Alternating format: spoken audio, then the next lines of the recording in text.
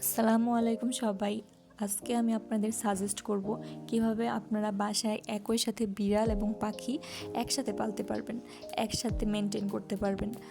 প্রথমেই বলবো যাদের বাসায় বিড়াল এবং পাখি কিছুই নাই বাট দুইটাই একসাথে পালতে যাচ্ছেন, তারা ফার্স্ট অফ অল ছোটো পাখি এবং ছোট বিড়াল একসাথে নিয়ে আসবেন বাসায়। ছোট পাখি আর ছোট বিড়াল একসাথে আনলে তারা একসাথে মেনটেন করতে পারবে সব কিছু, একসাথে সব কিছু বুঝবে আর ফ্রেন্ডশিপ হবে। আর যদি বাসায় আগে থেকে বিড়াল থাকে, অ্যাডাল্ট ক্যাট থাকে, তাহলে আপনি একদম ছোট পাখি আনতে পারেন, যেমন হ্যান্ড ফিড বাচ্চা, পাখির বাচ্চা নিজে এনে নিজে খাওয়াতে পারেন, বড় করতে পারেন।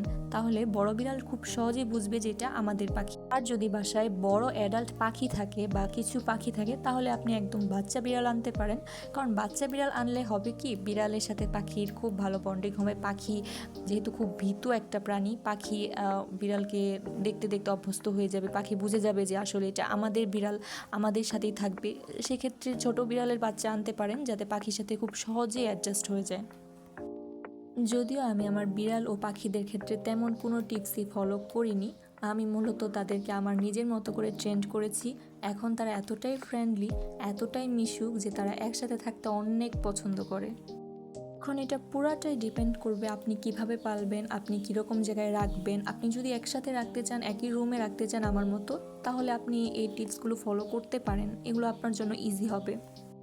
ছোট পাখি ছোট বিড়াল একসাথে খুব তাড়াতাড়ি অ্যাডজাস্ট হবে, এবং অ্যাডাল্ট বিড়াল এবং ছোট পাখি খুব তাড়াতাড়ি অ্যাডজাস্ট হবে, অথবা অ্যাডাল্ট পাখি ছোট বিড়াল খুব তাড়াতাড়ি অ্যাডজাস্ট হবে। আপনারা চাইলে এই টিপস খুব সহজেই ফলো করতে পারবেন বিড়াল ও পাখি যদি একসাথে পালতে চান।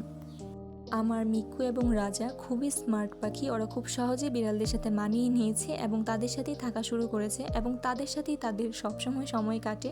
আমার থেকেও বেশি আমার পাখিরা বিড়ালদেরকে সময় দেয়, বিড়ালরা পাখিদেরকে সময় দেয়। আপনারাও চাইলে এভাবেই ট্রেন্ড করতে পারবেন, কিন্তু আপনাদেরকে প্রচুর সময় দিতে হবে, প্রচুর ধৈর্য নিয়ে আপনাদের ওদেরকে পালতে হবে।